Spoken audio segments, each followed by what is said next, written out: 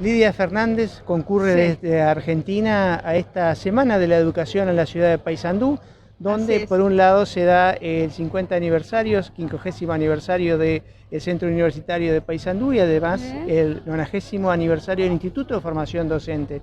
¿Cuál es el motivo de su presencia, Fernández, en Paysandú en esta Semana de la Educación? Y a mí me invitaron a participar de la jornada de las asesorías pedagógicas universitarias para dictar una conferencia sobre la posible función de los asesores pedagógicos universitarios en situaciones de crisis o en situaciones críticas institucionales.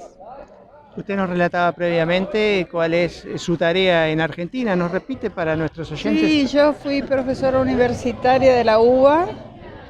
Bueno, desde muy jovencita hice la carrera docente, después quedé afuera de la universidad en el 66 y después en el 76 con las dictaduras. Volví en el 84 y ahí me hice cargo de una cátedra de análisis institucional y de un programa de investigaciones en instituciones educativas. Y me hice especialista en eso, año tras año, y por eso me llamaron.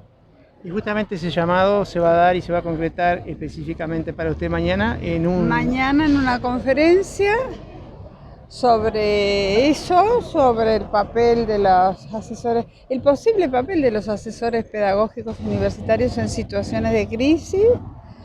Después voy a hacer un taller con Elisa Lucarelli sobre la característica de las asesorías pedagógicas universitarias y nada más, ya bastante.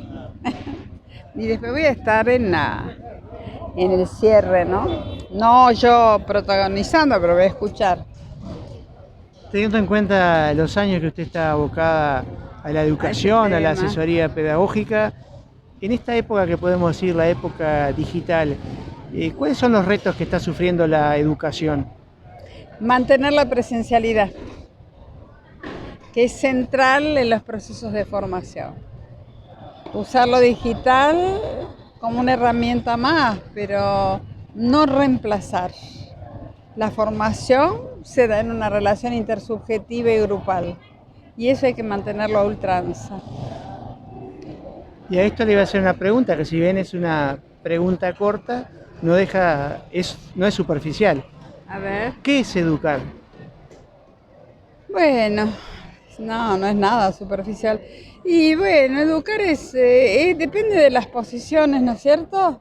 Pero el proceso de educación es un proceso social.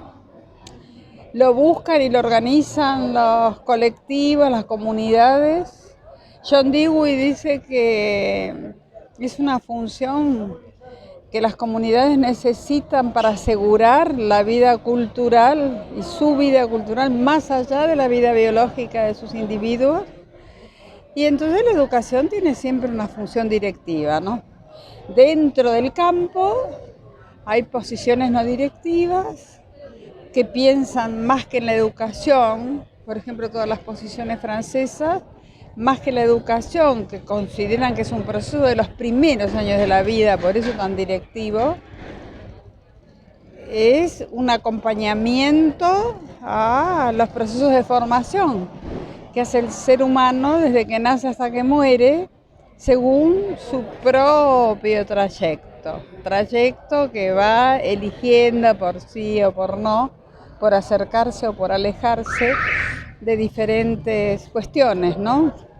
Entonces la educación es un asunto difícil de encarar, porque lucha entre la expectativa social de dirección hacia ciertos modelos que en la medida que son sociales y tienen que ver con sistemas del Estado, pueden obedecer a grupos de poder, no a lo que necesitan los sujetos. Y estos otros procesos de autoformación que se supone respetan, sí, el sujeto tiene una mediana posibilidad de elección real, no enajenada, está autodirigido por su propia trayectoria. Así que es difícil, es un campo complejo, muy complejo. Por eso las organizaciones que se dedican a la educación tienen una alta turbulencia y tienen un potencial crítico importante, y por eso esta preocupación de los asesores pedagógicos, ¿no? No solamente porque pueda haber crisis institucionales relacionadas con situaciones sociales, sino porque el mismo proceso educativo tiene un potencial crítico alto. Y en esta relación, porque usted habla de aspectos sociales, se dan conflictos entre las instituciones educativas, el Estado y lo que a veces el mercado intenta regular. ¿Cómo se articula en ese sentido en la educación? Y no, como como un lío se articula, como un campo de tensiones y de pujas, ¿no? En donde, bueno, hay que ver quién gana. En eso estamos, en Argentina por lo menos. ¿Y ustedes? Espero que no. Espero que no. Es complicada la relación del Estado con la educación y con las escuelas y con las universidades.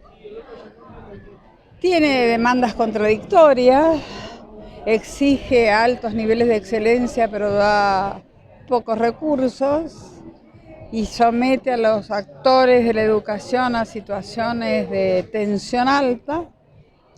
Y para qué le cuento la relación entre las organizaciones educacionales y el mercado, que trata de meter los libros, los medios digitales, y convencer que es posible hacer una educación alejada a la dimensión humana, ¿no? Y yo creo que no, creo que no. Con respecto a lo que usted decía, le comento que desde mi punto de vista Uruguay es un espejo tardío de lo que a veces pasa en Argentina. Por eso miramos muchas veces con atención lo que ocurre en este hermano país, porque probablemente también eso nos puede pasar, ¿no? Ojalá que miren bien lo que desgraciadamente nos pasó estos 4 años, porque se vino abajo el país, ¿no? Se vino abajo. El otro día el candidato más votado, que es Alberto Fernández, estuvo en Bolivia con Evo Morales y en su mensaje hacia los bolivianos les dijo: miren la Argentina, miren lo que le pasó a la Argentina. Un gobierno de esto, como el que tuvo la Argentina estos años con Macri, en pocos años destruye demasiado.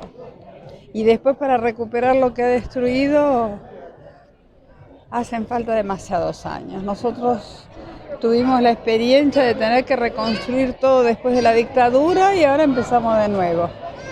Por suerte, hay generaciones entre los 50, los 40, los 30 con mucho empuje, por suerte, con mucho entusiasmo por ver de poner, como decimos, a la Argentina de pie de nuevo, no de rodillas ante el Fondo Monetario Internacional y los capitalismos extremos. En esa lectura sociopolítica que usted hace de la sociedad argentina, ¿es muy grande la grieta? Mire, hay diferencias que son de clase, ¿no? Y que son de siempre. La grieta fue un invento del macrismo, fomentado por los medios que le hicieron un blindaje terrible desde antes de las elecciones del 2015 para poder ganar. Y ganaron. Pero bueno, ahora espero que pierdan. Y que la gente se haya alertado, que tenga memoria, que escuchen a los viejos, que hemos vivido esto 5 veces en nuestra vida, yo por ejemplo, y sé cómo termina, que escuchen, que la gente cuando vive los procesos sociales entienda qué es lo que está viviendo, entienda para después recordar, y que bueno, no nos volvamos a equivocar más, porque cada equivocación de esta nos pone un escalón más abajo, cada vez más abajo, más difícil para remontar. Espero que a ustedes no les pase. Lidia Fernández, que concurre a esta Semana de la Educación en Paysandú desde Argentina, muchas gracias por conceder esta entrevista. De nada, ha sido un gusto.